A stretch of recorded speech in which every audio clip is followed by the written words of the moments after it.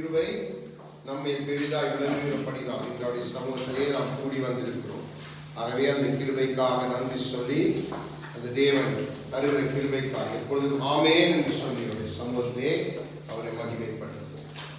ஆகவே இந்த நாளிலும் நாம் ஒரு முக்கியமான ஒரு காரியத்தை கற்றுக்கொள்ள போகிறோம். மிகவும் அவசியமான ஒரு காரியம். நம்மை தேவனோடு சேர முடியாத படிக்கு, அவரோடு நாம் தொடர்ந்து பிரயாணம் பண்ண முடியாத படிக்கு அநேக காரியங்கள் நம்மை நோக்கி வருகிறது. அநேக காரியங்கள். அப்போ அந்த காரியங்கள்லாம் நாம் தேவனோடு சேர்ந்து போக முடியாத படிக்கு பெரும் தடையாயிருக்கிறது. அப்போ இன்றைக்கு நாம் பார்க்க போற நம்மை தேவன் அழைத்த அந்த வழியிலே நாம் நடப்பதற்கு தேவன் நமக்கு ஒரு வழியை காண்பிக்கிறார். அந்த வழியின் மூலமாய் நாம் இலகுவாக பிரயாணம் செய்யலாம் என்று சொல்லி தேவன் வேதத்திலே குறிப்பிட்ட ஒரு கதாபாத்திரத்தை வைத்துதான் இந்த நாளிலும் இந்த செய்தியை நாம் தியானிக்க போகிறோம். அப்போ நம்முடைய பாதை நாம் பிரவேசித்து பிரயாணம் பண்ண வேண்டிய பாதை எப்படிப்பட்டது என்று சொன்னால் அவரே சொல்லிவிட்டார். இடுக்கமான பாதை, இடுக்கமான வாசல் என்றால் ஒருவர் நுழைவதே கடினம். அதுக்குள்ள நீங்க கஷ்டப்பட்டு தான் நுழைய வேண்டும். இப்போ அந்த பாதைக்குள்ளே நம்மை அவருடைய ஞானஸ்தானத்தினூடாய் அவரோடு நாம் ஒப்புரவாகி அந்த பாதைக்குள்ளே வந்திருக்கிற நானும் நீங்களும் அந்த வழியால் தான் ஓடி முடிக்கணும். அந்த முடிவு ஜீவ கிரீடத்தை நானும் நீங்களும் பெற்றுக்கொள்வதாக இருக்கணும். இதுதான் இந்த வழியிலே நடத்துகிற தேவனுடைய எதிர்பார்ப்பு நம்மை குறித்து. சில வேளையிலே இந்த பாதையிலே நாம் தனியாய் நடக்க வேண்டிய சூழ்நிலைகள் வரலாம். கஷ்டங்களை, துன்பங்களை, இன்னுமாய் சோதனைகள், உபத்திரவங்கள், இப்படிப்பட்ட பல காரியங்களை தாண்டி நாம் பிரயாணம் செய்ய வேண்டியதா இருக்கும். அப்போ நாம் நம்மை தடை செய்கிற எல்லாரையும், என்னை, உங்களை, இன்னைக்கு உலகெங்கும் இருக்கிற தேவ பிள்ளைகளை யாவரையும் தடை செய்கிற ஒரு பெரிய காரியம், ஒரு பார மூட்டை என்னென்று சொன்னா நமக்கு வருகிற கஷ்டங்கள், நமக்கு வருகிற தொல்லைகள். ஏன்னா நாம் இந்த தொல்லைகளையும் கஷ்டங்களையும் எடுத்துக்கொண்டுதான் கிறிஸ்துவிடத்திலே வந்திருக்கிறோம். கிறிஸ்துவிடத்திலே வந்து அவரிடத்தில் நம்முடைய தொல்லைகள், கஷ்டங்கள் எல்லாவற்றையும் கொடுத்து விட்டு நாம் அவரோடு ஐக்கியப்பட்டு இப்பொழுது நாம் அவருடைய இரத்தத்தினாலே பரிசுத்தமாக்கப்பட்டு இந்த பிரயாணத்தை ஆரம்பித்திருக்கிறோம். இது நாம் நினைக்கிற மாதிரி ஒரு சிறிய பிரயாணம் அல்ல. சிலருக்கு அது சிறிய பிரயாணமாய் அமையலாம், பலருக்கு அது நெடுந்தூர பயணம், அது தொலைதூர பயணம். அப்போ அந்த பயணத்தின் முடிவை நான் நீங்கள் நோக்கி போகணும். இதுதான் தேவனுடைய பெரிதான எதிர்பார்ப்பு. அப்போ நாம் கர்த்தருக்குள்ளே வந்து நாம் முன்னேறி செல்ல முடியாத படிக்கு நம்முடைய வாழ்க்கையிலே இவைகள் தான் பெரும் தடையாயிருக்கிறது. சாதாரண தடை அல்ல, பெரும் தடை. இன்னைக்கு இந்த இடத்துல வந்திருக்கிறவங்க உங்களிடத்துல நான் கேள்வி கேட்டா நீங்க எல்லாருமே உங்களுக்கு கஷ்டம் உண்டு என்றுதான் சொல்லுவீங்க. அப்படி இல்லைன்னு நீங்க சொன்னா நீங்க நிச்சயமாகவே தேவ சமூகத்திலே பொய் சொல்லுங்களா இருப்பீர்கள். அப்போ கஷ்டமும் துன்பமும் நமக்கு உண்டு. ஆனால் அதனை நாம் ஜெயம் கொள்ளணும், அதை நாம் தாண்டணும். அதை தாண்டி நாம் ஜெயித்து தான் இந்த பிரயாணத்திலே ஜெயம் பெறணும். அப்போ நமக்கு தேவன் வைத்திருக்கிற வழி என்ன, அதைத்தான் நாம் பார்க்க போகிறோம். ஒரு முக்கியமான, ஆச்சரியமான, அப்போ தேவன் காண்பித்த இந்த வழிக்கும் சபையாகிய எங்களுக்கும் ஏதாவது தொடர்பு இருக்கிறதா, அதையும் நாம் பார்க்க போகிறோம். அதன் பின்பாக இந்த கதாபாத்திரம் எப்படி காரியங்களை செய்து முன்னேறி செல்லுகிறதோ அப்படியாய் நானும் நீங்களும் செய்ய வேண்டும் என்று சொல்லி தேவன் நமக்கு ஆலோசனை சொல்லுகிறார். அப்போ அந்த காரியத்தை நாம் கற்றுக்கொள்ளும் பொழுது நம்முடைய ஆவிக்குரிய வாழ்க்கையில் ஒரு பெரிய மாற்றத்தை நாம் பார்க்கலாம். ஒரு பெரிதான ஒரு வெற்றியை, ஜெயத்தை நாம் பார்க்கலாம். இந்த தேவன் வேதத்திலே எதையும் சும்மாக எழுதி வைக்கிறவர் அல்ல. தேவன் எல்லாவற்றையும் ஒரு காரணத்தோடு, ஒரு நோக்கத்தோடு, ஒரு திட்டத்தோடு நமக்கு எழுதி வைக்கிறவர். விசேஷமாய் சில காரியங்களை தேவன் சொல்லுவார், நோக்கி பாருங்கள், சில காரியங்களை பின்பற்றுங்கள், இந்த காரியத்தை நன்றாய் பார்த்து நீங்க உங்களோட வழிகளை அமைத்துக் கொள்ளுங்கள் என்று தேவன் நமக்கு பல வழிகளை இந்த வேதத்திலே எழுதி வைத்திருக்கிறார். அது ஒருவருக்கு மறைபொருள் அல்ல. ஆனால் நம்முடைய பார்வை மாற்றப்பட்டு விட்டபடியினால், நம்முடைய பார்வைகள் வேறு கோணத்தை நோக்கி போய்விட்டபடியினால், நம்முடைய பார்வையும் தெளிவடைய வேண்டும் என்று நாங்கள் தியானிக்க போகிற இந்த கதாபாத்திரம் ஒரு மிகவும் நாம் நினைப்பதை காட்டிலும் ஒரு விசேஷித்த, இது தேவனுடைய பரிசுத்த ஸ்தலத்திலே இருக்கிற ஒரு கதாபாத்திரம். அது அங்கே அவருக்கு முன்பாக இருக்கிற ஒரு கதாபாத்திரத்தை தான் வைத்து நமக்கு கற்றுக் கொடுக்க போகிறோம். அப்போ நாம் அதை அற்பமா எண்ணிவிடக்கூடாது. தேவனிடத்தில் வேண்டிக் கொள்ளணும், ஆண்டவரே என் வழிகள் இப்படி இருக்கணும். அந்த வழியை நாம் நோக்கி பார்த்தோம் என்று சொன்னால் நமக்கு இலகு என்று வேதம் ஆலோசனை சொல்லுகிறது, ஆவியானவர் ஆலோசனை சொல்லுகிறார். அப்போ ஏன்னா நான் கடந்த வாரம் இந்த இடத்திலே கடந்து போகும்போது திடீரென்று ஒரு காரியத்தை காண்பித்தான் நான் ஒருவரோடு உரையாடி விட்டு போய்விட்டேன். அப்போ நான் அந்த நபரும் அதை சரியாய் புரிந்து கொண்டு என்னிடத்துல நீங்க சும்மா ஒரு காரியத்தை கேட்க மாட்டீங்க, என்ன காரியம் என்று கேட்ட பொழுது நான் சாதாரணமாக சொல்லிட்டு போயிட்டேன். ஆனா நான் போய் வீட்டிலே தியானிக்கும் பொழுதுதான் தியானித்துக் கொண்டிருந்தேன், ஆண்டவரே ஏன் இப்படி சம்பவிக்கிறது, என்ன காரணம்? ஆண்டவர் சொன்னார், இப்போ உனக்கு நான் வழியை காண்பிக்கிறேன், இந்த வழியை நோக்கி பா. அப்போ நாம் அந்த வழியை நோக்கி பார்க்க போகிறோம். அப்போ இன்றைக்கு முதலாவது நாங்கள் தியானிக்க போகிற வேத பகுதி நீதிமொழிகளை எடுங்க. நீதிமொழிகள் மிகவும் ஆச்சரியமாக, தேவனுடைய வழிகள் மிக மிக ஆச்சரியம். நாம் பாடித்தது ஆச்சரியமான தேவன். அப்போட வழிகள் எப்பொழுது நமக்கு ஆச்சரியமான காரியங்கள் உண்டு. அபூர்வமானதை கற்றுக் கொடுப்பார், அற்பமானதை வைத்து நமக்கு கற்றுக் கொடுப்பார், சிறியவைகளை வைத்து கற்றுக் கொடுப்பார், நாம் பெரிதாய் பார்க்கிறவர்களை வைத்து கற்றுக் கொடுப்பார். ஒவ்வொரு அசைவிலும் தேவனுடைய படைப்பு சிருஷ்டிக்குள்ளே ரகசியங்கள் உண்டு. ஆகவேதான் தேவன் நம்மை நோக்கி பார்க்க சொல்லுகிறார். அப்போ 30வது அதிகாரம் 18 முதலாவது வாசிங்க. 18வது வசனம், 789வது பக்கம், பழைய ஏற்பாடு, நீதிமொழிகள் 30வது அதிகாரம் 18வது வசனம். எனக்கு மிகவும் ஆச்சரியமானவைகள் 3 என் புத்தி கெட்டாதவைகள் 4 உண்டு. ஆமென். பாருங்க, சாலமோன் ஞானத்திலே சிறந்தவர். அவனுடைய ஞானம், அவனுடைய அதுக்கு எல்லை இல்லை.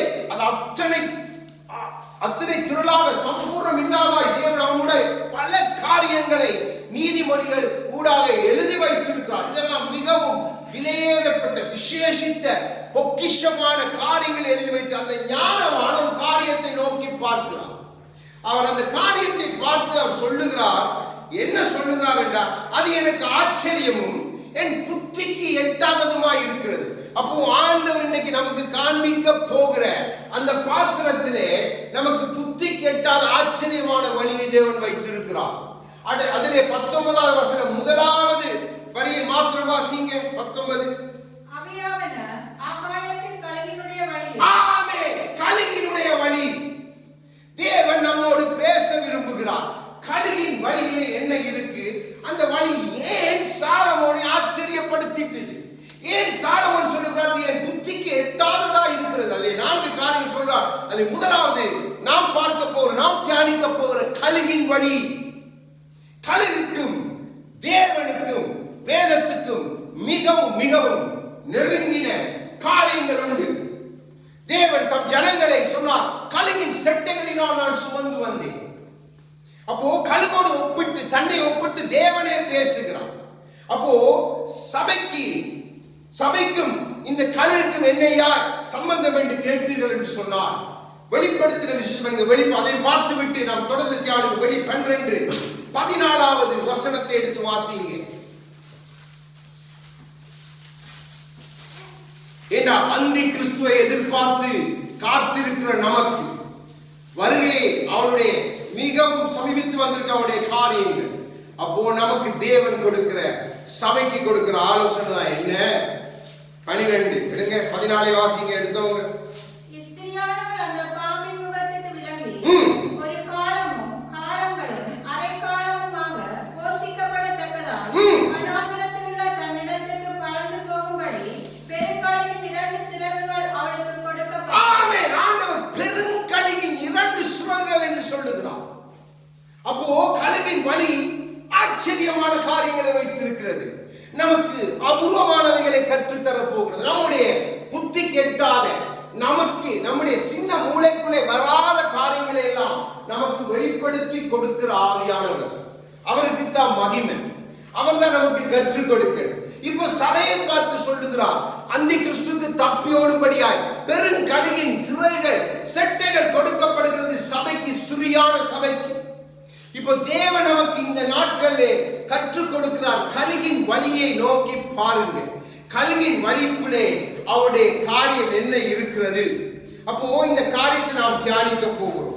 அப்போ இந்த காரியத்துக்கு ஆதார வசனமாக இந்த கழுகின் வழியை நாம் கற்றுக்கொள்ள என்றால் தேவன் தீர்க்கதரிசியூடாக பேசின ஒரு காரியத்தை வைத்து நாம் பார்க்க போகிறோம். ஏசாயா நமக்கு தெரிந்ததுதான். 40வது அதிகாரம் எடுங்க.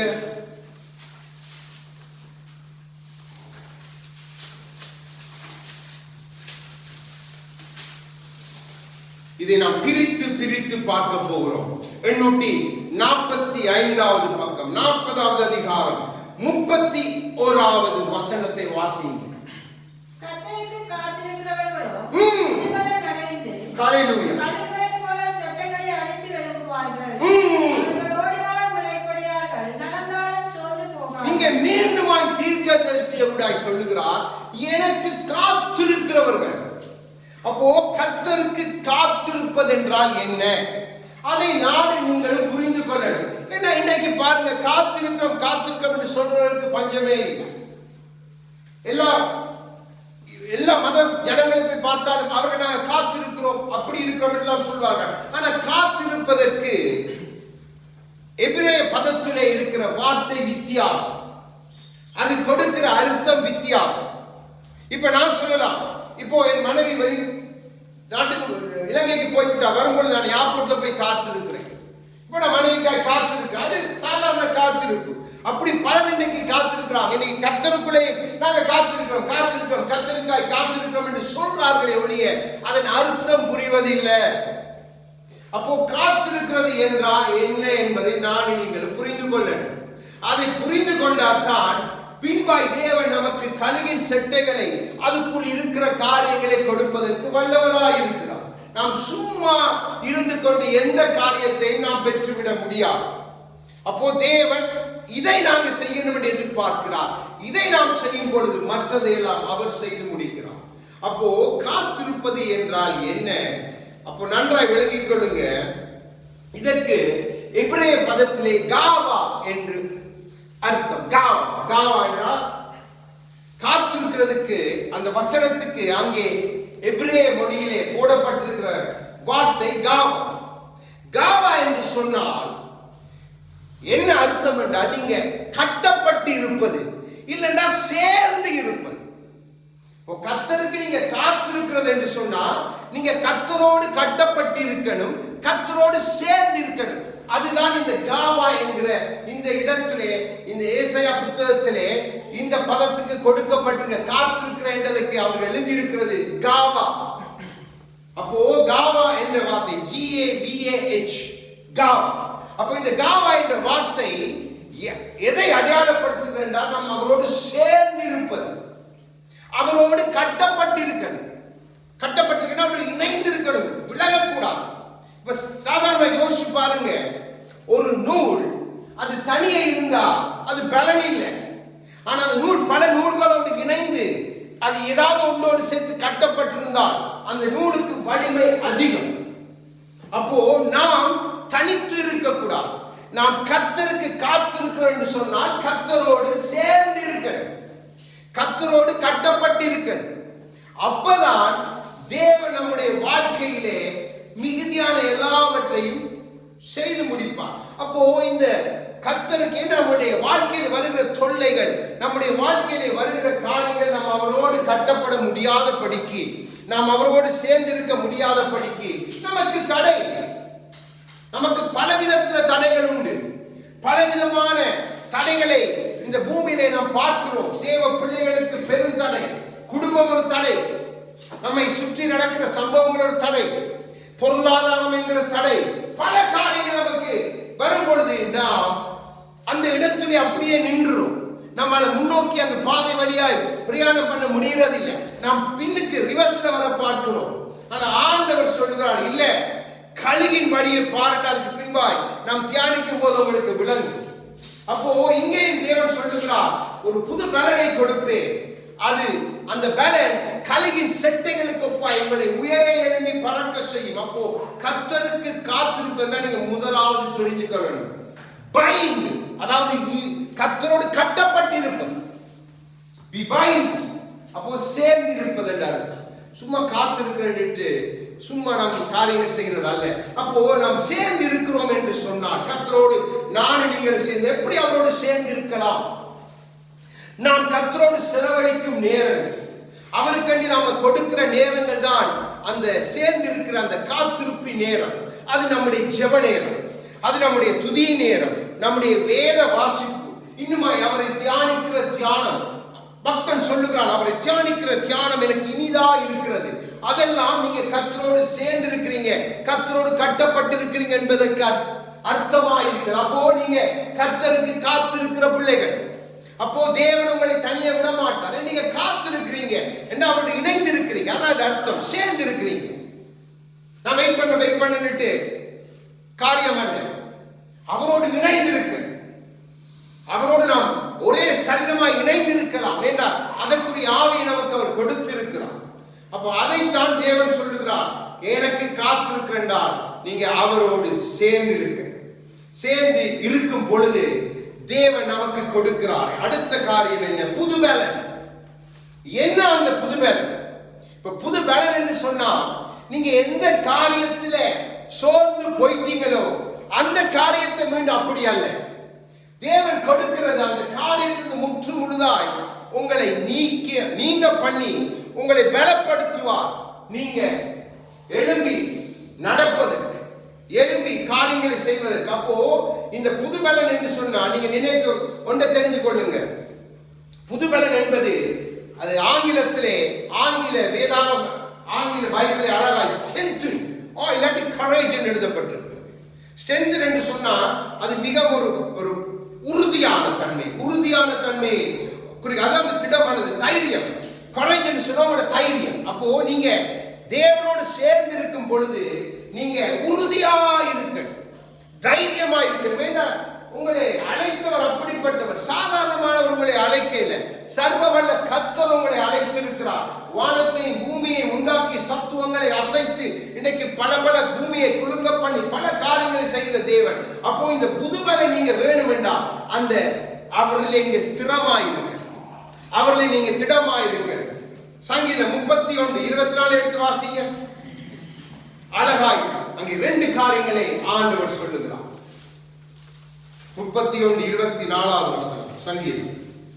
கர்த்தருக்கு காத்திருக்கிறவர்களோ ஹalleluya, எல்லாரும் திடமனதாய் இருங்கள். ஹalleluya, இருதயத்தை ஸ்திரப்படுத்துவார். ஆமென், ஆமென். திடமனமும் ஸ்திரமும் என்று சொன்னால் strength and courage, அதாவது உங்களுக்கு தைரியத்தை கொடுப்பார், உங்களை உறுதியாக்குவார். அப்போ அதுதான் அவர் கொடுக்கிற புது பலன். அப்போ இருக்கிற பலன் அல்ல, புது பலன். இப்போ ஒரு பேட்டரி, ஒரு போன்ல இருக்க பேட்டரி நீங்க சார்ஜ் பண்ணா அதுக்குள்ள இருக்கிற பெர்சன்டேஜுக்கு தான் அது சார்ஜ் ஆகும். ஆனா கர்த்தர் கொடுக்கிற அந்த அப்படிப்பட்ட காரியம் அல்ல. விளங்கிக் கொள்ளும்படியாக சொல்லுகிறேன். கர்த்தர் கொடுக்கிறது முற்றிலும் புதிய பலன், புதிய பலனை தேவன் கொடுக்கிறார். அப்போ அந்த பலன் அவரோடு சேர்ந்து, அவரோடு இணைந்து இருக்கிறவர்களுக்கு தான் அந்த பலனை அவர் கொடுக்கிறார். கொடுத்து நம்மை ஸ்திரப்படுத்துவார். ஸ்திரப்படுத்தி விட்டு அடுத்ததாய் சொல்லுகிறார், பாருங்க, கழுகுகளை போல் செட்டைகளை அடித்து எழும்புவார். இப்போ நாம் கழுகின் வழியை பார்க்க போகிறோம். கழுகு, நீங்க எல்லாரும் கழுகை பார்த்திருப்பீங்க. கழுகு பலவிதமான காரியங்களை செய்யும். நீங்க டிஸ்கவரி சேனல்ல போயிட்டு நீங்க பார்த்தீங்கன்னு சொன்ன அந்த ஈகிள்ஸ் ரெண்டு இருக்குது, அதை நீங்க அடிச்சு பாருங்க. அது சொல்றாங்க ரூலர் ஆஃப் த ஸ்கை, வானத்தை ஆளுகிற பறவை, அது கழுகு.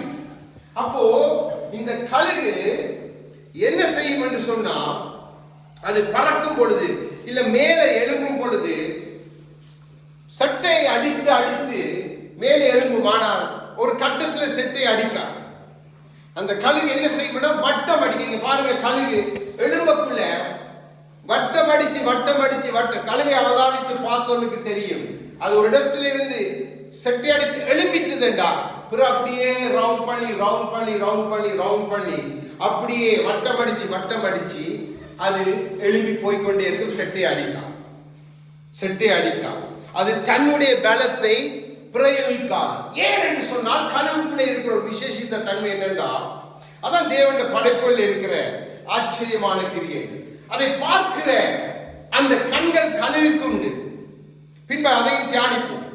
அப்போ அது என்ன செய்யும் என்று சொன்னால், சூரியனுடைய அந்த வெப்பம் இந்த பூமியிலே படும் பொழுது அது கல்லு மேல, அது அங்கே இருக்கிற பாறைகள் மேல, தண்ணி மேல எல்லாம் படும் பொழுது அந்த வெப்பம் என்ன செய்யும் என்று சொன்னால், அதுல இருந்து அப்படியே மேலே எழும்பி அந்த வெப்பம் போகும்.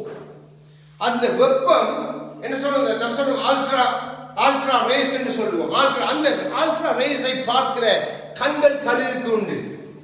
அது அதை அழகாய் துல்லியமாய் பார்க்கும். அந்த வெப்பம் எப்படி மேலே எழும்பி போகிறது என்பதை அது கட்டத்து மேலே சிறகடித்து வட்டம் அடித்து அதை பார்த்து கொண்டே இருந்து என்ன செய்யும்டா, அந்த வெப்பத்தை அந்த காற்றின் நுனியில போய் அது அப்படியே இருந்து, அப்போ அந்த காற்று அந்த வெப்பம் அந்த கழுகை அப்படியே சுமந்து அது செல்ல வேண்டிய தூரத்துக்கு அப்படியே மேலே எடுத்துக்கொண்டு போகும். அப்போ மேலிருந்து வருகிற காற்றும் கீழே இருந்து எழும்புகிற அந்த வெப்பத்தை பயன்படுத்தி கழுகு அழகாய் உயரத்துக்கு பறந்து போகும்.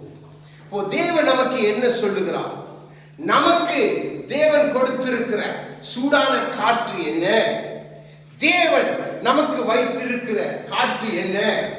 அப்போ வேத வசனம் சொல்லுகிறது, ஆவியிலே அனலாயிருப்பது. நம்முடைய ஆவியானவர்களை நாம் நிறைந்திருப்பது, அவர்தான் நம்மை உயரத்துக்கு தூக்கி செல்ல முடியும். அப்போ அந்த வெப்பத்துக்குள்ளே அந்த ஆவியானவர்களை நானும் நீங்களும் இருக்கும் பொழுது எங்க பலம் தேவையே இல்லை. அவருடைய பலம், அவரிலிருந்து வெளிப்படுகிற பலம் நம்மை தூக்கி அழகாய் மேலே சுமந்து செல்லும். ஆகவேதான் கழுகின் வழியை ஆண்டவர் சொல்லுகிறார், நோக்கி பாருங்கள்.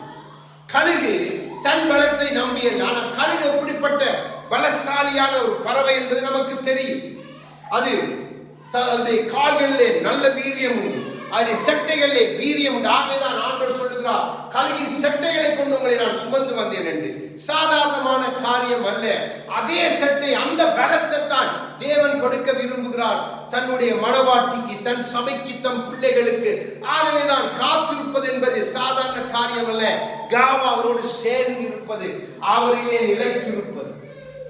அப்படிப்பட்டவர்களுக்கு தான் இப்படி அவர்கள் அதிலே நிலைத்து அவரோடு இருக்கும் பொழுது அவர்களுக்குள்ளே அந்த ஆவியானவர், அந்த சூடான ஆவியானவர் பிலிப்பை வனாந்தரத்துக்கு தூக்கி சென்றாரே, சாதாரண காரியமா? பவுலை அனல் வைத்து வீரியன் கடித்த பொழுது ஒன்றும் சேதப்படவில்லை என்று அவர்கள் ஆவியிலே அனலாய் இருந்தார். இவருடைய வழிகள் எல்லாம் கழுகின் வழி. அப்போ இதைத்தான் தேவன் சொல்லுகிறார், இதைத்தான் சபைக்கு கொடுக்க. இந்த செட்டைகள் உங்களுக்கு வேண்டும். இதை கொண்டு இந்த பலத்துல தான் நீங்க ஓட முடியும். இந்த காலம் சமீபித்து வந்து விட்டது. நம்மை ஒருத்தன் துரத்தி ஒரு கட்டத்தில் வெளிப்பட போகிறான். சபை புரிந்து கொள்ள முடியாம இருக்கிறது. அப்போ அது என்ன செய்யும் என்று சொன்ன அதான் ஆண்டவர் சொல்லுகிறார், அந்த மேல்விட்டு அறையிலே வந்த காற்று. அப்போ நம் அழகாய் இருக்கணும். ஆவியானவர் என்கிற காற்று நம்மை அழகாய் தூக்கி நாம் நடக்க வேண்டிய வழிகளிலே, பாதைகளிலே புதுபலம் கொடுத்து நடத்துவார்.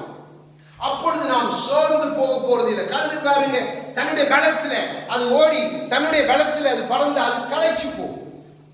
ஆனா இந்த கழுகு எல்லா பறவைகளும் விசேஷித்த, எல்லா பறவைகளும் செட்டைகளை அடித்து தான் பறக்கும். நீங்க கழுகை பாருங்க, அது வட்டம் அடிச்சு கொண்டே இருக்கும்.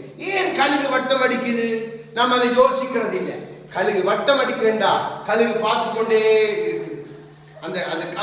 அந்த ஆல்ட்ரா ரேஸ் அந்த கழுகை தூக்கி போய்கொண்டு அது வட்டம், அது இப்படி அந்த சேர்க்கில் சுற்றுறபடி நான் காற்றின் நிமித்தம் அந்த கழுகு அப்படியாய் போய் மேலே எழுப்பிக் கொண்டே இருக்குது. அப்போ தேவன் நமக்கு அதைத்தான் சொல்லுகிறார், நாம் பரிசுத்த ஆவியானவர் என்கிற அந்த சூடான அக்கினியிலே, அந்த அனலிலே நாம் நிலைத்திருக்க. அதை நாம் அவித்து போடக்கூடாது. நம்ம அநேகர் அவித்து போட்டபடியினால் நமக்கு தொல்லைகள், கஷ்டங்கள் வரும் பொழுது நாம் அப்படியே சோர்ந்து அந்த இடத்துல நிற்கிறோம்.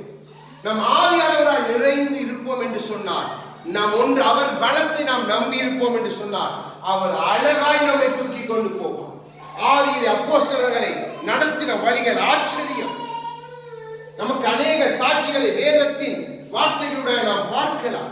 தேவன் இந்த பலத்தை சொல்லுகிறார். இப்படிப்பட்ட காத்திருப்பை தேவன் பேசுகிறார். அதற்குத்தான் தேவன் நமக்கு கலியினுடைய வழியை காண்பிக்கிறார். நாம் சாதாரணமாய் பார்க்கிறது அல்ல. அப்போ ஆளுநர் சகரியை நமக்கு தெரிந்த வசனம் எழுதி போட்டிருக்கிறோம். பலத்தினாலும் அல்ல, பராக்கிரமத்தினாலும் அல்ல, என் ஆவினாலே ஆகும். அதுதான் தேவன் கொடுக்கிற புது பலத்துக்குள்ள இருக்கிற ரகசியம். அந்த ஆவி ஆனவர்களே நீங்க இருக்கணும். அந்த ஆவியானவருக்குள்ள நீங்க இருக்கணும். அப்போ ஆவியானவர் உங்களை நடத்துவார். புது பலன்ல நடந்து கொண்டே இருப்பீங்க. உங்களுடைய பலன் சோர்ந்து போக மாட்டீங்க. அடுத்ததாக எல்லா ஆகாயத்து பறவைகளுக்கு நமக்கு இந்த பூமியிலே இருக்கிற பிரச்சனைகள் என்ன? நமக்கு நான் சொன்னது போல பல பிரச்சனைகள், பண பிரச்சனை, குடும்பத்தால் பிரச்சனை, இன்னும் வேற வேறு பிரச்சனைகள் நமக்கு வாழ்க்கையில இருக்குது.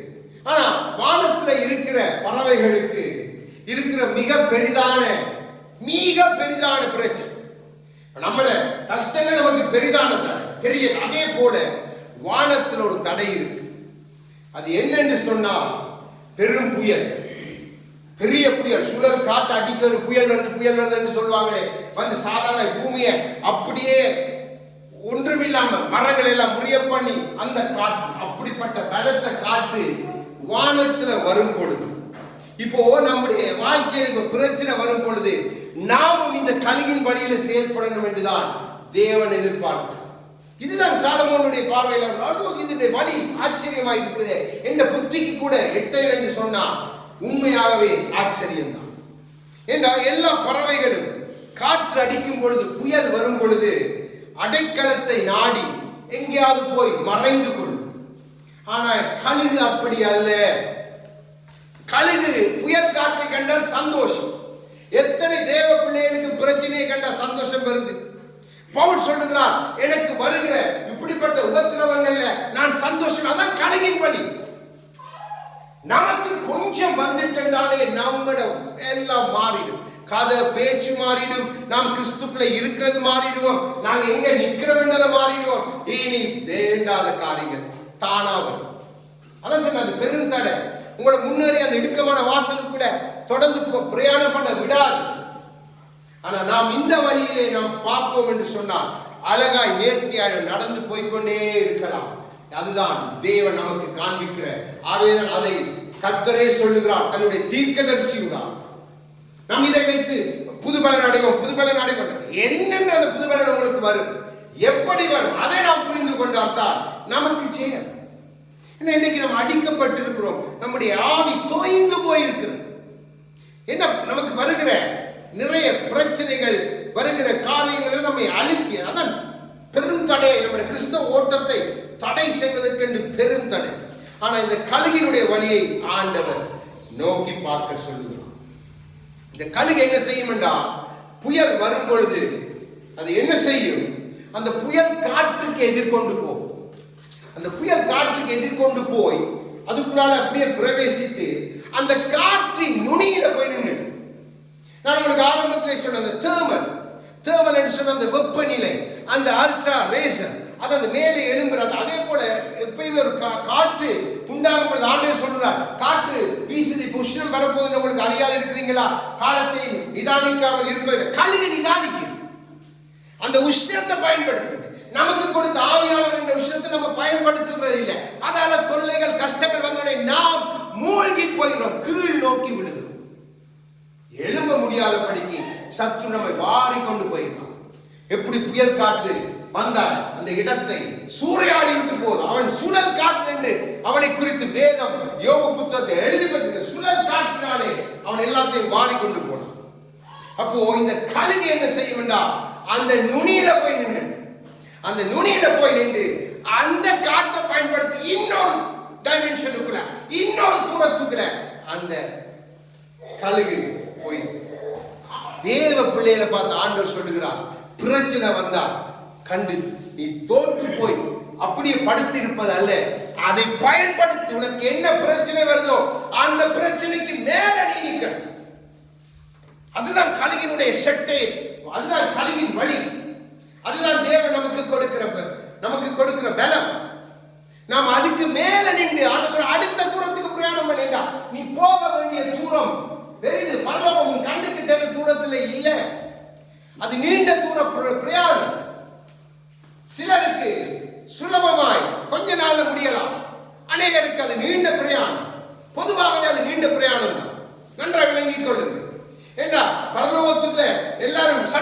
நமக்குள்ளே நுழைகிறது இல்லை.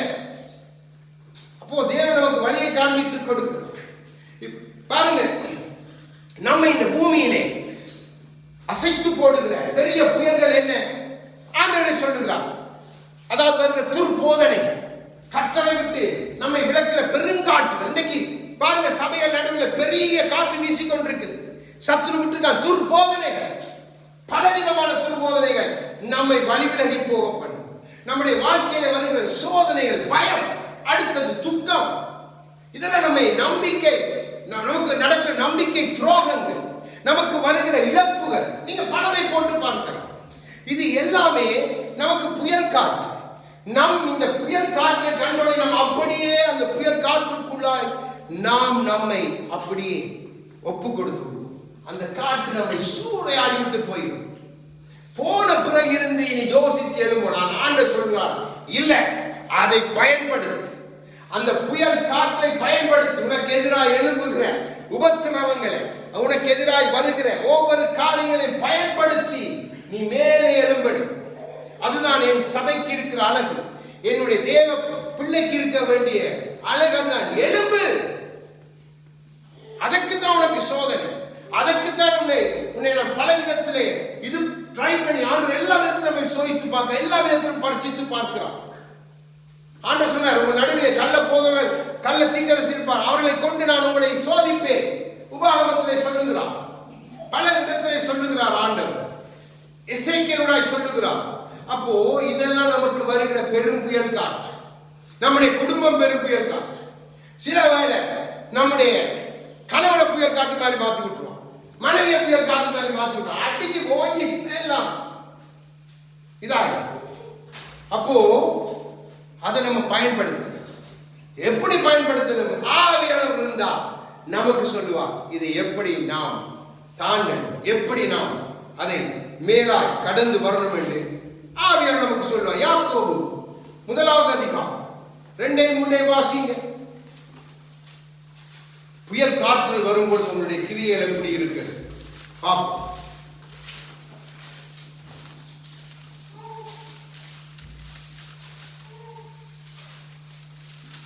யாக்கோபு 1 அதிகாரம் 2-3 வாசிங்க. என் சகோதரரே, நீங்கள் பலவிதமான சோதனைகளில் அகப்படும்போது உங்கள் விசுவாசத்தின் பரீட்சையானது பொறுமையை உண்டாக்கும் என்று மிகுந்த சந்தோஷமாக எண்ணுங்கள். நான் சொன்னேன், கலிங்கு புயலை கண்டா சந்தோஷம்.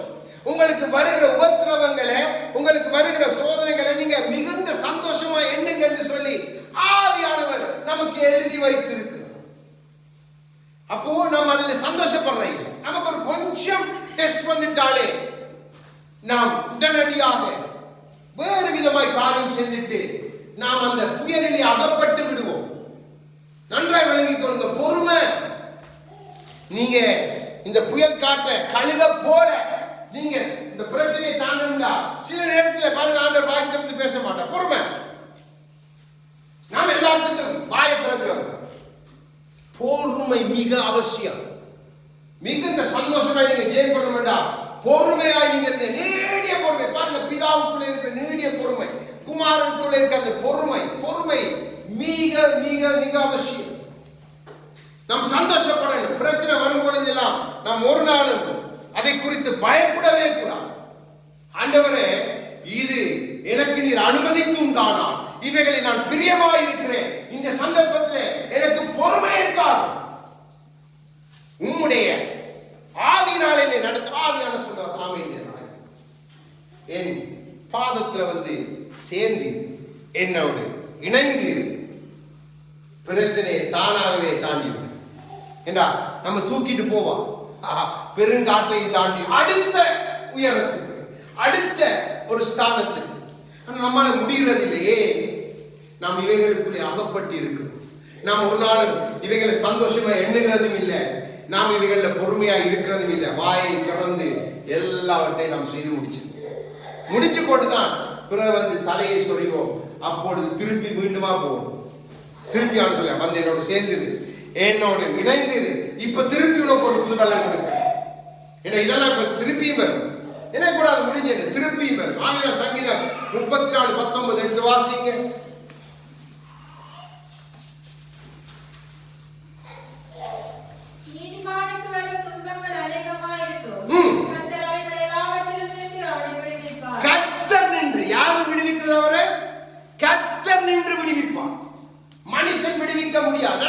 வசனத்தை பாருங்க. அவைகள் எல்லாவற்றிலும் நின்று கர்த்தர் நிற்பார் அந்த இடத்துல. அதுதான் தேவன் சொல்லுகிறார், புயல் காற்றை கண்டு பயப்படாது. என் பிள்ளையே பயப்படாது. தொல்லை கஷ்டம் வரும்போது பயப்படாது. நான் நின்று உன்னை விடுவிப்பேன். வார்த்தை பொய் சொல்லாது. தேவன் பொய் சொல்லுகிறவர் அல்ல. அப்போ நம் நடக்கையில பூர்ணராகணும். அந்த பொறுமை தான் நம்மை பூர்ணராக்கும். புயல் காற்று வந்தாத்தான், பிரச்சனைகள் வந்தாத்தான் உங்களோட பொறுமையை குறித்து நீங்க அறிய முடியும். அதுலதான் உங்களுக்கு ஜெயமே கர்த்தர் வைத்திருக்கிறார். ஆண்டவராய் இயேசு கிறிஸ்துக்கு வராத புயல் காற்று, சீசர்கள் பாருங்க, புயல் காற்றை கண்டவுடனே ஐயரே சாகுறோம், உமக்கு கவலை இல்லையா? ஆண்டவர் பொறுமையாய் அமைதியாய் விளங்கிக் கொண்டிருந்தார். அதன் நிமித்தம் புயல் காற்றை தாண்டினார். நம் தேவன் நம்மோடு இருக்கையில் நாம் புயல் காற்றை கண்டு பயப்படக்கூடாது. உலகத்தோட பயப்படாம பெரிய பெரிய காற்று எப்படி வரும்போது இப்படி வரும்போது அங்க வழி கொடுத்துட்டாங்களா, அந்த கிறிஸ்து வந்துட்டானா, இது வேதம் போய் சொல்லலாம். வேதத்தை தியானித்து பாருங்க. வேதத்தால தான் உங்களுக்கு வாழ்வு, வேற ஏதாலும் இல்லை. இப்ப 2 கொரிந்தியர் 12வது அதிகாரம் 10வது வசனத்தை வாசிங்க.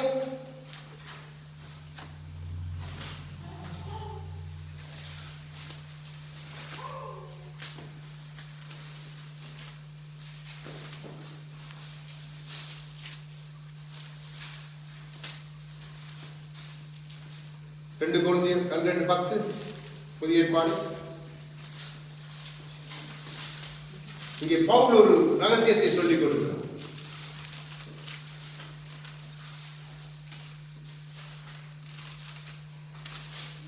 அந்தபடி நான் பலவீனமாய் இருக்கும்போது பலமுள்ளவனாய் இருக்கிறேன். ஆமென். நீங்க உங்களை பலவீனம் என்று ஒத்துக்கொள்ளணும். அதுதான் உண்மை.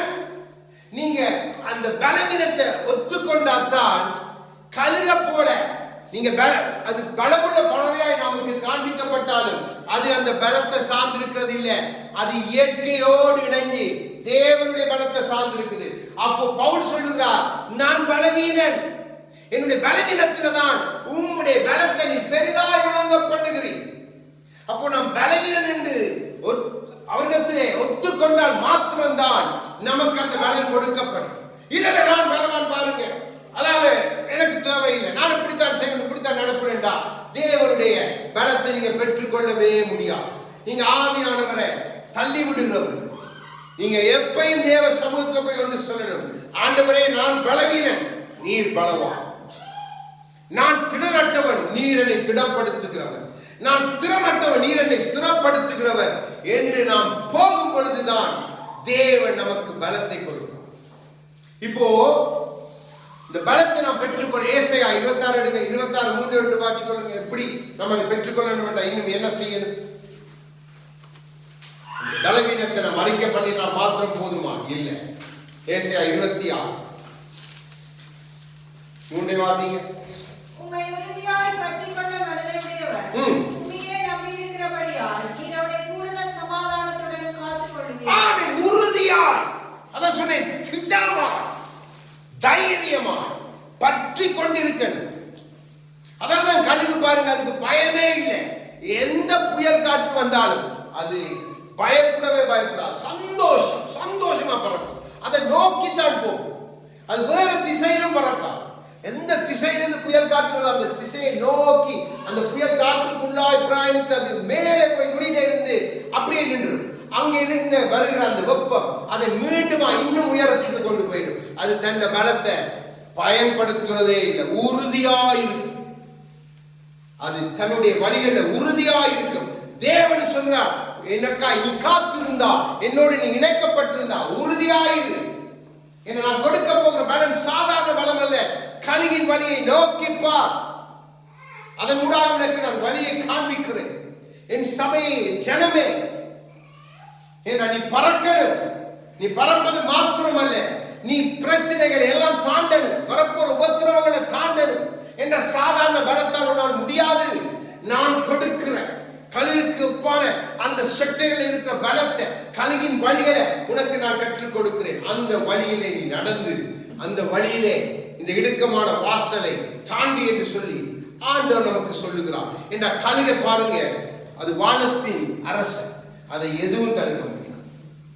கழுக எதுவும் தடுக்க முடியாது. கழுகுடைய எப்பொழுதுமே அதனுடைய மறைவிடம் உயரமான ஸ்தலம். அது ஒரு நாளும் கீழே லேஸ்ல வரா, மேலதான் பறந்து கொண்டிருக்கு. அப்போ இங்கே பவுல் சொல்ல கொலோசியர், நீங்க எல்லா வசனத்தை வாசிக்கணும் சொல்லிட்டு வசனங்களை மட்டும் சொல்ற, பின்பா எடுத்து வாசிப்பார். நம்ம தெரிஞ்சது கீழானவைகளை பார்க்க கூடாது, மேலானவைகளை பார்க்க. கழுகு எப்பவும் பாருங்க மேலதான் பட்டம், மேலதான் மேல, அதுல பார்வை முழுக்க மேல. ஒரே ஒரு டைம்ல மட்டும்தான் கீழே பார்க்கும். தன்னுடைய இறைக்கா, தன்னுடைய வேட்டைக்கா. மற்ற நேரம் எல்லாம் கழுகு லேசில வராது. அது மேல போய் உன்னத கண்மலையில மறைஞ்சிருக்கு, உன்னதமான மறைவுப்படை இருக்கும். இல்லைன்னு சொன்னா மேல இங்க உயரமான ஸ்தலத்துல போயிருக்கும். கழுக நீங்க லேசில காண முடியும். அப்போ நாம் அப்படி இருக்கும் பொழுதுதான் மீண்டுமாய் நீங்க ரோமர் எடுத்து வாச்சா மீண்டுமா என்று சொல்லுகிறார். பவுலை கொண்டு எழுதுகிறார், உங்களோட பொறுமையில இதுல உங்களுடைய வருகிற சோதனை உபத்திரம் எல்லாம் உங்களுக்கு பொறுமை அவசியம் அவசியம் என்று மீண்டுமாய் எழுதி வைக்கிறார். பவுலை கொண்டு எழுதி வைக்கிறார். நீங்க பின்பாய் வசனங்களுக்கு அழைத்துக் கொள்ளுங்க. அப்போ அடுத்ததாக தேவன் அந்த பலத்தின் நிமித்தம் அவர்கள் இளைப்படைய மாட்டார்கள், சோர்ந்து போக மாட்டார். அப்போ நான் சொன்னேன், நாம் நடக்க வேண்டிய வழியிலே நாம் சோர்ந்து போகலாம், அந்த வழியிலே நாம் களைத்து போகலாம். நீங்க பாருங்க, இஸ்ரவேல் ஜனங்களை 40 வருஷம் வனாந்தரத்திலே தேவன் நடத்தி வந்தார். கழுகின் சட்டைகளை கொண்டு நடத்தினேன் என்று அவரே சொல்கிறார். உபாகம் 8:4 எடுத்து வாசிங்க, அந்த வசனத்தை கொஞ்சம் பார்ப்போம்.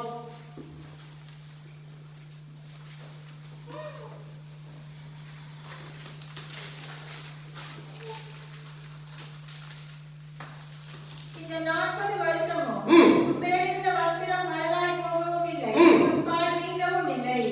ஹல்லேலூயா. பாருங்க, அவர்கள் சோர்ந்து போவாங்க. ஏன்னா ஒரு குறிப்பிட்ட தூரத்துக்கு மேல் நீங்க நடந்தா கால் வீங்கிடும். நமக்கு ஒரு குறிப்பிட்ட தூரம் பிரயாணம் பண்ணாலே நம்முடைய கால்கள் வீங்கிடும். ஐயோ கால் வலிக்குது, கை வலிக்குது என்று நாம் சொல்லுவோம். இவங்க நடந்தாங்க. நம்ம பஸ்ல போயிட்டு வந்தாலே நமக்கு கால் வலி, நம்ம கார்ல போயிட்டு வந்தா கால் வலி, நம்ம ஃபிளைட்ல போயிட்டு வந்தா நமக்கு கால் வலி. ஆனா இவங்க வனாந்தரத்தை நடந்து கடந்தாங்க. நடந்து 1 வருஷம் 2 வருஷம் இல்ல, 40 வருஷம். என்ற கர்த்தர் கொடுத்த பலம், அந்த புதிய பலம், கழுகின் பலம். அவர்கள் சோர்ந்து போக, அவங்க இளைப்படைய. பாருங்க, எலியா வயது முதிர்ந்தவன், எத்தனை வயதோ தெரியாது. ஆகாப்புடைய காலத்தில் அவன் அறையை கட்டிக்கொண்டு அவனுடைய ரதத்துக்கு முன்பாக ஓடுகிறார் என்று சொல்லி நீங்க சாதாரணமாக யோசிச்சு பாருங்க. எலியா வயது முதிர்ந்த நேரத்தில் நடக்கிற சம்பவம் அது. எத்தனை வயசு தெரியாது. அப்போ நமக்கு அந்த பலத்தை கொடுக்கிறார் ஆண்டவர். நீ வயசு, அதுதான் சங்கீதத்தில் சொன்னா, முதிர் வயது நீ கழிந்து புஷ்டியும் பசுமையுமாய் இருப்பான். அப்போ கழுகு அப்படித்தான் இருக்கு. அதான் உன் வயதை வாழக்கழுக்கு சமானமாய் மாற்றுகிறேன் என்று கர்த்தர் வாக்கு பண்ண. என கழுகின் பலம் அப்படிப்பட்டது. அது பறந்து கொண்டே இருக்கு. அது சும்மா அந்த பலத்தில் வருகிற அந்த வெப்பத்தின் தன்மையில் அது தானாய் வட்டமடித்துக் கொண்டு சிறகுகளை அப்படியே விரித்து வைத்துக் கொண்டே அது மேலே போய்கொண்டே இருக்கு. கீழே வரா. அதுக்கு தேவையான நேரம் மட்டும்தான் கீழே வரும். ஆண்டவர் சொல்லுகிறார், நீ மேலானவைகளை நோக்கி பார்க்க. நம் கீழானவைகளை நோக்கி பார்க்கிறபடினால்தான் நமக்கு இந்த கீழே நிறைய டிராபிக், குடும்பத்தில் டிராபிக், வெளியில டிராபிக், வேலையில டிராபிக், பொருளாதார டிராபிக், இதெல்லாம் பார்த்து எந்த பக்கத்தில் போறது அப்படியே போய் நிற்கிறோம். டிராபிக்ல வாகனம் நிற்கிற மாதிரி கோடாடிக்கு போய் நிற்குது. அப்படிதான் நாம நிற்கிறோம். ஆனா கழுகு பாருங்க, வானத்துல ஒரு டிராபிக்கும் இல்லை. அதுக்கு எல்லாமே கிளியர். அது தண்ட வழியை நோக்கி பிரயாணித்துக் கொண்டே ஆண்டு சொல்லி அப்படி பிரயாணிக்க. இதெல்லாம் உன்னை தடுத்து போட கூடாது. ஆகிதான் பவுலை கொண்டு ஆண்டு சொல்லுகிறார், மேலான அந்த இடத்தை நோக்கி. கிறிஸ்து அப்படித்தான் மேலானவைகளை நோக்கி ஓடினார். நாமும் அப்படி ஓடும். அப்பதான் நம்ம இடைப்படைய மாட்டோம். அப்பதான் நாம் சோர்ந்து போக மாட்டோம். அடுத்ததாக கழுகினுடைய இன்னொரு காரியம். கழுகு ஒரு டைமுக்கு பிறகு தன் செட்டைகளை களைந்து போடும். நகத்தை களையாது. ஏன்னா நகத்தை அது அனுதினமும் அது கூர்மையாகும். நகத்தையும் இந்த அழகையும் அது கொண்டு போய் இந்த இதுல வைத்து பாறைகளை வைத்தெல்லாம் கூர்மையாக எப்பயுமே அவருடைய அழகுகள் சொற்கான கூர்மை, அந்த நிகங்கள் கூர்மை வலிமையான. ஏன்னா இறைய அப்படியே கவ்விச்சுண்டா நீங்க எடுக்கவே மாட்டீங்க. அப்படியே அள்ளிட்டு பழகும். இப்போ இந்த கழுகு ஒரு குறிப்பிட்ட டைம்ல என்ன செய்யும் என்றால் அது செட்டைகளை களையும். தன்னுடைய ஒவ்வொரு செட்டைகளை களைஞ்சு அதுக்கு புது செட்டை வரும் வரைக்கும், அந்த புதிய செட்டைகள் அதற்கு முளைக்கும் வரைக்கும் அது அமர்ந்து ஒரு உன்னதமான அந்த மறைவுக்குள்ள போய் அப்படியே இருக்கு. அது வராது. என்ன செய்யும்? சில செட்டைகள் அப்படியே பாதி விழுந்ததாய் பாதி அப்படி உள்ளே அதெல்லாத்தையும் அது பிச்சு எடுத்து போட்டு இதை களையும் பொழுது அதுக்கு பயங்கர வேதனையான காலம். ஆண்டவர் நம்மை பார்த்து சொல்லுகிறார், நீ கிறிஸ்துக்குள்ளே இருந்தா புது சிருஷ்டியா இருக்கிறாய், பழைய எல்லாம் கழிந்து எல்லாம் புதிதாக. அப்போ நமக்கு பழைய காரியங்களை கிறிஸ்துக்குள்ள வந்து விட முடியாது. கிறிஸ்துக்குள்ள வந்து அதே பழைய காரியங்கள் பழைய குணங்கள் இருக்குது. ஏன்னா நமக்கு அதை கலைந்து போடுறதுன்னா நமக்கு வலி. நம்ம இதை விடணுமா? என்ன வலி? அதால விடுறதுக்கு விருப்பம் இல்லை. ஆனா கழுகு பாருங்க, அதுல ஒரு சாயம் கூட இல்லாம அந்த சிறகை என்ன செய்ய தன் அழகால புடுங்கி எடுத்து போட்டு புது சிறகுகள் வரும் வரைக்கும் காத்திருக்கு. ஆவிதான் அங்கே பழைய ஏற்பாட்டிலே எழுதப்பட்டிருக்கிறது. கழுகு தன் கூட்டை கலைத்து தன் செட்டைகளை என்ன செய்யுமா? கலைந்து புது செட்டைகளை கொண்டு திருப்பி பறக்கும். அப்போ தேவன் கொடுக்கிற புதுபலம் அப்படி பழைய குணம் எல்லாத்தையும் நீ கலைஞ்சிடணும். அந்த பழைய குணத்தோட ஓடினா நிச்சயமா சோர்வு வரும், நிச்சயமா இழைப்பு வரும், நிச்சயமாய் கழுகை போல எழுதி பறக்க முடியாது. அப்போ ஆண்டவர் சொல்லுகிறார், கழுகின் வழி அது பழைய செட்டைகள் புது சட்டையை தரித்துக் கொண்டு, இப்போ நாம் கிறிஸ்து என்கிற அந்த இறைகளை தரித்துக் கொண்டு, ஆவியானவர் என்ற அந்த சிறைகளை தரித்துக் கொண்டு நாம் பறக்கணும். அதைத்தான் ஆண்டவர் சொல்கிறார், கழுகிடத்தில் இருந்து கற்றுக்கொள், கழுகை போல கற்றுக்கொள். அப்போ அது நமக்கு கொஞ்சம் கஷ்டம்தான். ஏன்னு சொன்னா நமக்கு அது சில காரியங்களை விட்டு பழைய சுபாவத்தை விடுற பிள்ளைங்களுக்கு கஷ்டம். பாருங்க, இப்படி இருந்தா அப்படி இருந்தேன் பாருங்க, நீங்க இப்படி கதைக்கிறவங்க அநேகர் உண்டு. இப்படி அப்படி இன்னும் அதை செய்து கொண்டிருக்கிறார்கள் உண்டு. கிறிஸ்துக்குள்ள வந்து அந்த குணங்கள் மாறவே இல்லை. பிடிவாதங்கள் மாற இல்லை, இன்னுமாய் கோபங்கள் மாற இல்லை, பகைகள் மாற, இதெல்லாம் நீங்க கலட்டி போட வேண்டிய செட்டைகள் கழுகை போட. ஏன்னா உங்களுக்கு புதுச அந்த இடத்துல தேவன் உங்களுக்கு கொடுக்க விரும்புகிறது சாந்தம், இச்சையடக்கம், அப்படிப்பட்ட அன்பு என்கிற குணங்களை கொடுக்க விரும்புகிறான். நம்ம அதனால தான் நிறைந்து இருக்கணுமே அல்லாம நாம் வேறு காரியங்களை நினைத்திருந்துட்டு நான் கர்த்தருக்கு காத்திருக்கிறேன், நான் கழுகை போல பறப்பேன் என்று சொன்ன ஆண்டு சொல்ல முடியாது. இதெல்லாம் ஒரு ப்ரொசீஜர், இதெல்லாம் நீ செய்யணும். அப்ப கழுகிற வழியில கற்றுக்கொள், அதுக்குள்ளதான் காரியங்கள் வைத்திருக்கு. ஆகவே தேவன் தம்மையும் கழுகோடு இணைத்து பேசுகிறார். அவருடைய அங்கே 4 ஜீவன்களை ஒரு முகம் கழுகு முகம் நல்லா விலகிக் கொள்ளுங்க. அது கிறிஸ்துவுடைய ஒரு குணாதிசயத்தை நமக்கு காண்பிக்கிறது. கழுகு என்ற உன்னதமானது, கழுகை போட்டவர் அவர் உன்னதத்தில். அப்போ அவர் உன்னதமான குமாரன் என்று வேதம் நமக்கு பறைசாற்றி காண்பிக்கிறது. அப்போ நாம் அப்படி இருக்க, நாம் அப்படி இல்லை என்று சொன்னால் நாம் எப்படி இந்த இடுக்கமான வாசல் வழியாய் நாம் போக முடியும்? ஆகவேதான் சங்கீதம் நமக்கு தெரிஞ்ச 23:3 அவர் நீதியின் பாதைகளை நம்மை நடத்துகிறார். அதுதான் அந்த இடுக்கமான வாசலுக்குள் நீங்க போகணும். அதுதான் உங்களுக்கு கொடுக்கப்பட்ட புதிய செட்டைகளுக்குள்ள இருக்க. அவருடைய நீதி வாசம் பண்ணுகிற செட்டை நிழலிலே ஆரோக்கியம் உண்டு, அதை கொடுக்க விரும்புகிறார். அதற்காகத்தான் கழுகு பழைய அது செட்டையில கழுகு புது செட்டையை கொடுக்க இன்னும் பலம் கொண்டு பறக்கட்டும், இன்னும் அது எழும்பட்டும் என்று சொல்லித்தான். அப்போ தேவன் அதை என்னுடைய வாழ்க்கையில் உங்களோட வாழ்க்கையில செய்ய நினைத்தான். நாம் எதை செய்து கொண்டு நிற்கிறோம்? அடுத்ததாக நீங்க கழுக பார்த்தீங்க என்று சொன்னா, கழுகு எங்கேயுமே கூட்டமாய் நீங்க கழுகுகளை பார்க்க முடியாது. சில வானத்துல 1 இல்லாட்டி 2 கழுக நீங்க பார்ப்பீங்க. கழுகு எப்பொழுதும் சிங்கிளாக தனிமையாகத்தான் தன் காரியங்களை செய்யும். நாம் கிறிஸ்துக்குள்ள வந்துட்டோம், கிறிஸ்து என்கிற அவரை நாம் தரித்து கொண்டோம். அப்போ நம்ம எதற்கும் அவரோட தான் இருக்கணும், அவரோட நின்றுதான் நம் காரியத்தை நடப்பிக்கணும். நம்ம வேறு வேறு காரியங்களை நாடி போகிறபடினாலதான் நாம் இந்த இடுக்கமான வாசலை விட்டு வந்து வேறு வழிக்கால நடக்க பார்க்கிறோம். அப்படித்தான் இன்னைக்கு அநேகர் பாருங்க, ஐயோ இது கஷ்டமான, இது ஜீவன், இது பரிசுத்தம், இது ஐயோ நீதி, இது நமக்கு கஷ்டம், இதை விட்டு அப்படியே வந்து இன்னொரு வாசல் இருக்குது, அழகான வாசல், அழகா டெக்கரேட் பண்ணி விட்டுருக்கான், அந்த வாசல்ல அழகாய் நாம் நடப்போம் என்று சொல்லி நடக்கிறவர்கள் அநேகம். ஆனா தேவன் சொல்கிறார், இல்லை, இது வந்தே, இது ஒத்தையடி பாதை, இதுல நீங்க நடந்தா நீங்க போய்கொண்டேதான் இருக்க. அதான் அந்த இடுக்கமான திரும்பி வரலாம் லேசான காரியம் இல்லை. முடிவில் தான் அந்த ஜீவ கிரீடத்தை பெற்றுக்கொள்ளும் வரைக்கும் நீங்க பிரயாணம் பண்ணி ஆகணும். இல்லைன்னா டேஞ்சர், இடையில இறுகிய நீங்க செத்து போயிடுவீங்க. நன்றாக விளங்கிக் கொள்ளுங்க, தேவனுடைய வழிகளை புரிந்து கொள்ளணும்.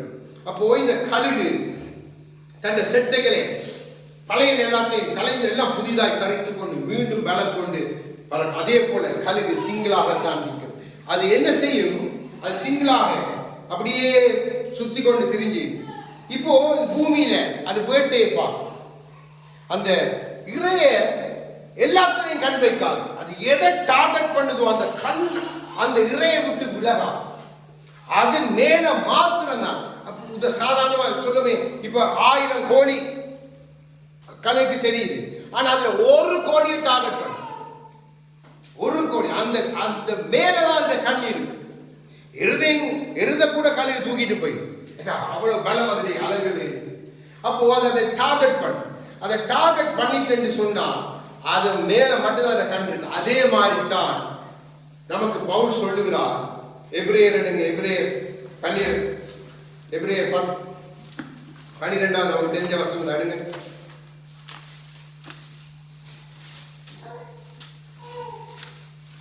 வாசிங்க 1 2 3 வாசிங்க. யார் வேணும்? ஆவியால் வேகம் கொண்ட இத்தனை திரளான சாட்சிகள் நம்மை சூழ்ந்து கொண்டிருக்க, காலமான யாவத்தை நம்மை சுற்றி நெருங்கி நிற்கிற பாவத்தையும் தள்ளிவிட்டு, விசுவாசத்தை துவக்குகிறவரும் முடிக்கிறவருமாய் இருக்கிற இயேசுவை நோக்கி நமக்கு நியமித்திருக்கிற ஓட்டத்தில் பொறுமையோடு ஓடக்கடவோம். அவர் தமக்கு முன் வைத்திருந்த சந்தோஷத்தின் பொருட்டு அவமானத்தை எண்ணாமல் சிலுவையை சகித்து தேவனுடைய சிங்காசனத்தின் வலது பாரிசத்தில் வீற்றிருக்கிறார். ஆமென். பாருங்க, அவருக்கு முன்பாக இருந்தது அதான் அவருடைய குறி, அங்க சிங்காசனம். அதே மாதிரி நம்முடைய இலக்கு, நம்முடைய குறி, நம்முடைய கண்கள் கிறிஸ்து மேல மாத்திரம் தான் பதியப்பட்டிருக்கு. அதான் கழுகுக்கு இருக்கிற ஒரு ஸ்பெஷல் தன்மை. அது தன்னை இறைய மாத்திரம் குறிவைத்து அடிக்கும். வேற எங்க இதையும் அது எதிர கண்ணை வைக்கணும் அதை நோக்கி அப்படியே வந்து அது அப்படியே காப்பி கொண்டு பறந்து போயிடும். அப்படித்தான் நானும் நீங்கள் இருக்கணும். கிறிஸ்து மேலதான் என்னுடைய கண்கள், உங்களுடைய கண்கள் பதிக்கப்பட்டிருக்கு. இல்லைன்னு சொன்னா நம்மால முடியாது. பாருங்க பவுலுடைய காரியத்தை பாருங்க. நான் சொன்னேன் தனியே சிங்கிளா கழுகுக்கு தனியே இருக்கும் பொழுதுதான் வீரியம் அதிகம், பலம் அதிகம் என்று அது தன் பலத்தை நம்பி இருக்க இல்லை. அதுக்கு கொடுக்கப்படுகிற தேவனுடைய அந்த பலத்தை அது நம்பி இருக்குது என்று அது இயற்கையை பயன்படுத்துது.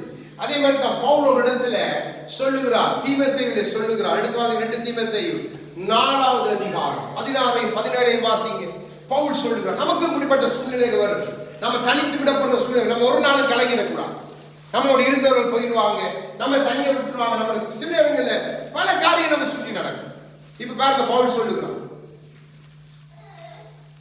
2 தீமோத்தேயு 4 16 வாசிங்க. நான் முதல் விசை உத்தரவு சொல்ல நிற்கையில் ஒருவர் என்னோடு கூட இருக்கவில்லை, எல்லாரும் என்னை கைவிட்டார்கள். அந்த குற்றம் அவர்கள் மேல் சுமராது இருப்பதாக கர்த்தரோ எனக்கு துணையாக நின்று என்னாலே பிரசங்கம் நிறைவேறுகிறதற்காகவும் பிரஜாதியார் எல்லாரும் கேட்கிறதற்காகவும் என்னை பலப்படுத்தினார். ஆமென், ஆமென், ஆமென். பாருங்க கர்த்தர் நின்றார்.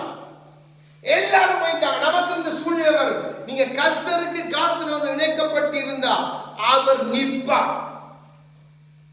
அவர் உங்களை விட்டு போகிறதே இல்லை. நம்ம நம்பினதெல்லாம் போகும், நம்ம நம்ப பண்ணினதும் போகும். கர்த்தர் போகவே மாட்டார். கர்த்தர் நிற்பார். கர்த்தர் நம்மோடு நின்று காரியத்தை நிறைவேற்றுவார். நாம் கர்த்தரோடு அவருக்காய் காத்திருந்தார். அவருடைய பலம் அப்படிப்பட்ட பாருங்க, அவர் அந்த ஊழியத்தை நிறைவேற்றினார். புறஜாதிகள் மத்தியில் பேச வேண்டிய காரியத்தை ஒருவரும் இல்லாமல் தனித்து பேசுகிறார் கர்த்தருடைய பலத்தினால். கழுகின் வழி, கழுகு தன் இறையை தனியே வந்து அப்படி அடிச்சுட்டு கொண்டு போய் தனியே வைத்து பாருங்க, கழுகை போல நம்ம இருக்க. அடுத்ததாக இன்னொரு காரணம், இந்த கழுகு செட்டைகளை அடித்துட்டு அப்படி அந்த செட்டைகளை அப்படியே விரிச்சதுன்னு சொன்னா இந்த இடத்துல அதுக்கு ஒரு லாக் இருக்கு. அது என்ன செய்யுமா, அந்த சிறகுகளை உறுதியாய் பிடித்துக் கொள்ளும். அப்போ அந்த சிறகுகளுக்கு ஒரு புதிய ஒரு அந்த லாக்கான உடனே சிறகுல நல்ல பலம் வந்துடும். அப்ப அந்த அந்த பலத்தால் அப்படியே கழுகு அப்படியே வட்டம் அடிச்சு அப்படியே எழுப்பிக் கொண்டே இருக்கு. அது திருப்பி சிறகு அடிக்காது, லாக்காய். அதே போலதான் நானும் நீங்களும் கர்த்தருக்குள்ள லொக்காயிரும். அதுதான் அர்ப்பணி. அதான் அவரோட சேர்ந்து இருக்கு. அப்ப இருந்தீங்கன்னா அந்த செட்டைகளின் பலன் நமக்கு வரும். நம்மை அவர் நடத்துவார் ஆவியானவர். நாம் எல்லாத்துக்கும் அடிச்சு பதறி ஓடி ஆடி காரியம் செய்ய வேண்டிய அவசியமே இல்லை. அவர் அழகாய் நேர்த்தியாய் நம்மை நடத்துவார். எந்த இடத்துல வட்டம் அடிக்கணுமா அடிக்க பண்ணுவார். எந்த இடத்துல உங்களை அந்த லொக்கை கொஞ்சம் எடுத்து உங்களுக்கு சிறகை அடிக்க பண்ணணுமா அடிக்க பண்ணுவார். என்றா எல்லாத்தின் நோக்கம் உங்களை அங்க கொண்டு வரது, தேவனோடு சேர்க்கிறது. அப்போ இது கழுகுக்குள்ள இருக்கிற மிகவும் ஒரு உன்னதமான காரியம். அழகாய் ஆங்கிலத்திலே இந்த வசனம், எபிரேயருடைய அந்த வசனம், வாசிக்க வசனம் அழகாய் சொல்லப்பட்டிருக்கிறது. Jesus Christ champion. அந்த வசனம் அப்படிதான் எழுதப்பட்டிருக்கு, சாம்பியன். அவரை நோக்கி பாருங்க. நீங்க சாம்பியனோடு நின்றா, சாம்பியனுக்காய் காத்திருந்தா தான் நீங்களும் சாம்பியன்ஸ். அதான் சொல்றார், நான் ஜெயம் கொண்டது போல நீங்க ஜெயம் கொள்ள. அப்போ நாம எந்த சாம்பியனோட நம்ம போய் நிற்கிறோம்? நமக்கு அநேக சாம்பியன்ஸ் உண்டு. நாம் அப்படி ஒரு நாளும் இருக்கக்கூடாது. இப்போ இன்னொரு காரியம், நீதிமொழிகள் 22:3 எடுங்க.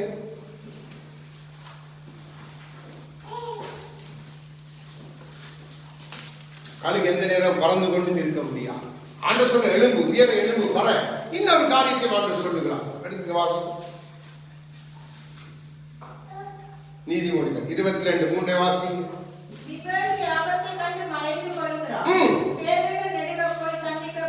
இப்போ பாருங்க, இந்த இடத்துல எழும்பி பற என்று சொன்னவர் இப்போ இந்த இடத்துல மறைந்து கொள்ள சொல்லுகிறார்.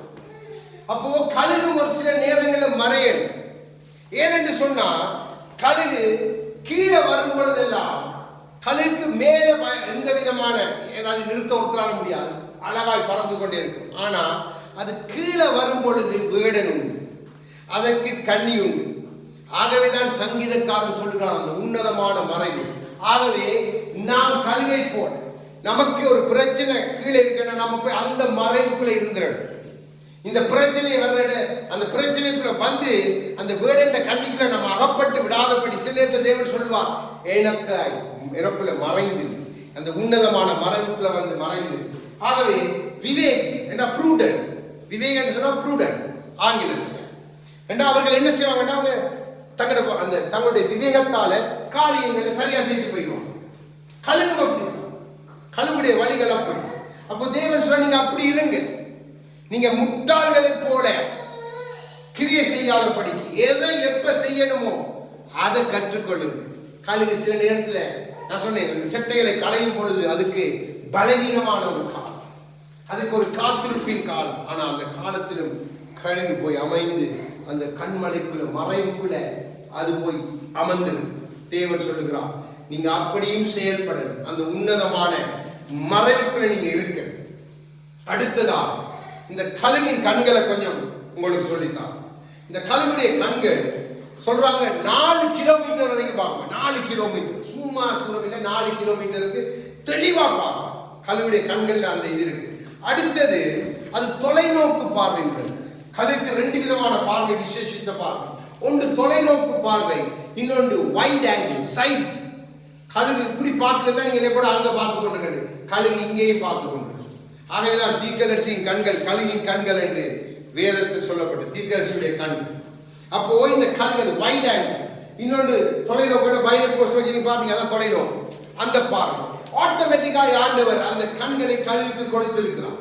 அது மாத்திரமல்ல, கழுகுடைய கண்கள் எல்லா நிறங்களையும் அது பிரித்து அறியும். ஆகவேதான் அந்த உஷ்ணத்துல வருகிற அந்த வயலட் தன்மை, அந்த உஷ்ணத்துல வெளிப்படுகிற வெப்பத்தின் கலர் எல்லாத்தையும் அது பார்த்து அழகாய் தன் வழியை அதற்கு நேராக அமைத்துக் கொள்ளுது. அப்போ தேவன் சொல்லுகிறார். ஆகவேதான் பவுல் சொல்ற, நம்ம தெரிஞ்ச வசனங்கள், உங்களுக்கு பிரகாசம் உள்ள மனக்கண்கள், இன ஐஸ், உள்ளுக்குள்ள அது வேணும்.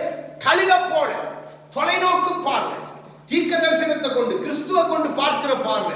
இன்னொன்று வைட் ஆங்கிள், உங்களை சுற்றி நடக்கிற சம்பவங்களை அறிந்து கொள்ளுகிற அந்த பிரகாசம் உள்ள கண்கள் உங்களுக்கு வேணும். கழுகு போல கழுகுக்கு தேவன் அதை கொடுத்திருக்கிறார். தம் பிள்ளைகளுக்கு அதை வாக்கு பண்ணுகிறோம். ஆனா நாம் அதை அசட்டை பண்ணுகிறோம். இது நம்முடைய தொல்லைகள் நம்மை அமுக்கி போடுகிறது. அப்போ நாம் ஒரு நாள் கீழே எவ்வளவுக்கு நம்ம கீழே நோக்கி பார்த்து கிரியல் நடப்பிக்க வெளிக்கிறோம்னா உலகத்தோடு சேர்ந்து அங்க வேடனும் கொள்ளை நோய்களும் உண்டு. கொள்ளை நோய்கள் என்றால் நமக்கு வர பல தரப்பட்ட காரியம், அது நம்மை கொள்ளை நோயை பிடித்து நம்மை கொண்டு போடும். இந்த கடந்த வாரம் என்னிடத்திலே ஒரு 4-5 பேர் இருக்கிறத காட்டிலும் சாகிறதுனால இருக்கிறத காட்டிலும் தேவ பிள்ளைகள். அப்ப ஐயோ பாவம் பிரச்சனை, இதான் இந்த பிரச்சனை, இப்படி பிரச்சனை, அதான பிரச்சனை இருக்கு, ஐயோ எனக்கு காணும் சித்திரலாம் போல இருக்கு. இந்த வார்த்தை வரலாமா? தேவ ஆவிதான் ஆண்டு சொல்ல கழுக போல இரு, உன்னதத்தை நோக்கி பார், உன்னதத்துக்கு நேர். ஆவிதான் கிறிஸ்துவுக்கு ஒரு குணாதிசயம் கழுகு. நம்ம கிறிஸ்துக்குள்ள அந்த குணாதிசயம் எனக்குள்ள உங்களுக்குள்ள இருக்க. ஆகவேதான் ஆண்டவர் இன்னும் 2 காரியங்களை வைத்து நமக்கு சொல்லுற, பாம்பையும் புறாவையும் போல வினாவுள்ளவர்களும் கவனத்தவனுமாயிருங்க என்று சொல்லி. தேவன் பாருங்க, அவர் படைத்த படைப்புகளை நமக்கு ஆச்சரியமான வழிகளை வைத்திருக்கிறார், ஆலோசனைகளை வைத்திருக்கிறார். நம்ம கொஞ்சம் வந்து ஐயோ நான் இந்த பிள்ளையால எனக்கு சரி வரா, நான் செத்து போயிட்டான், ஐயோ இந்த பொண்டாடி எனக்கு பிடிச்சா நான் செத்து போயிட்டேன் நல்லா, ஐயோ என் புருஷா பிடிச்சல நான் செத்து போயிட்டேன் நல்லா இருக்கு பாஸ்டர், என் பிள்ளைய நீங்க பொறுப்படுத்தி பார்த்துக்கொள்ளுங்க, என் பிள்ளைய நான் இந்த அம்மா அப்பாட்டையும் கொடுக்க மாட்டேன், நீங்க தான் பார்க்கணும், எனக்கு நீங்க அது எனக்கு சத்தியம் வாக்கு பண்ணி தரணும். நம்ப மாட்டீங்க, என்ன பேசுறீங்க? என் மனைவிக்கு நான் காண்பிக்கிறேன்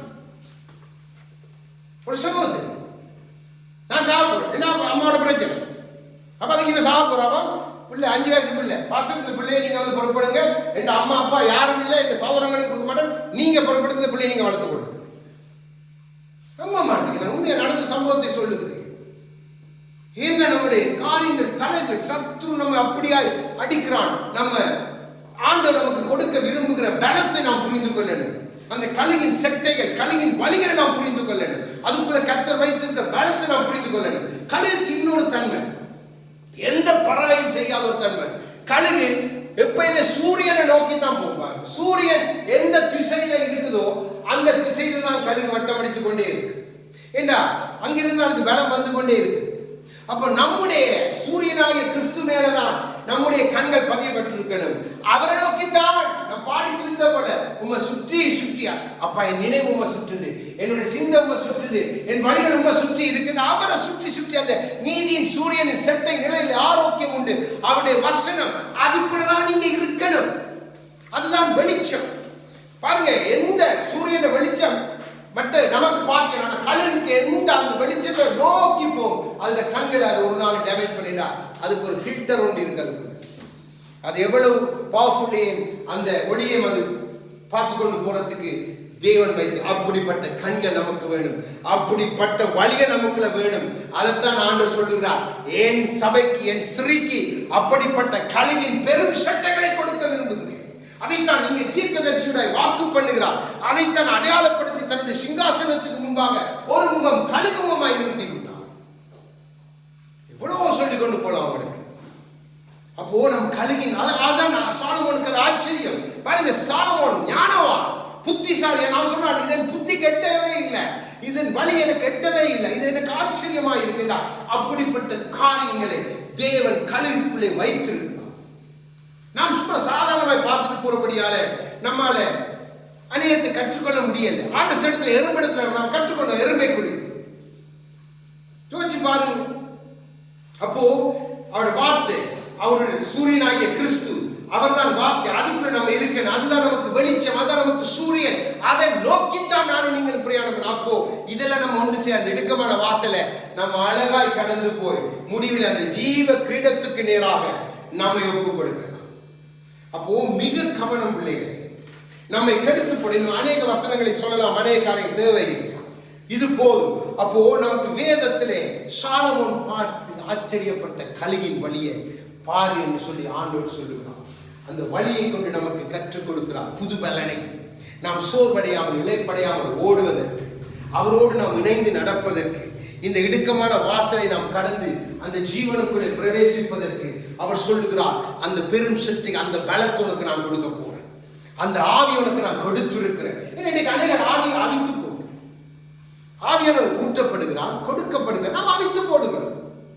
நம்முடைய கிரியைகள் என்ன, நம்முடைய பலத்தை நம்பி இருக்கு.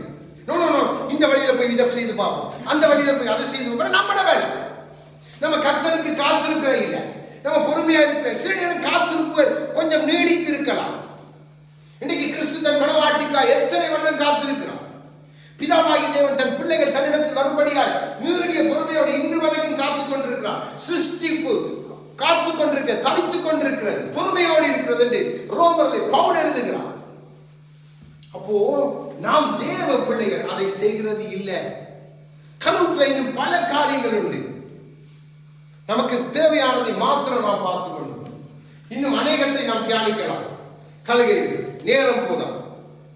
அப்போ ஆண்டவர் வேதத்தின் வார்த்தையின்படிதான் நாம் பார்த்தோம். ஒன்று கூட வார்த்தைக்கு புறம்பானதை நாம் பார்க்கவே இல்லை. தேவனே எழுதி வைத்திருக்கிறார். தேவனே கழுகை குறித்து சொல்லுகிறார். தன்னை கழுகோடு ஒப்பிட்டு பேசுகிறார். தம் ஜனங்களை எப்படி சுமந்து வந்தேன் என்று.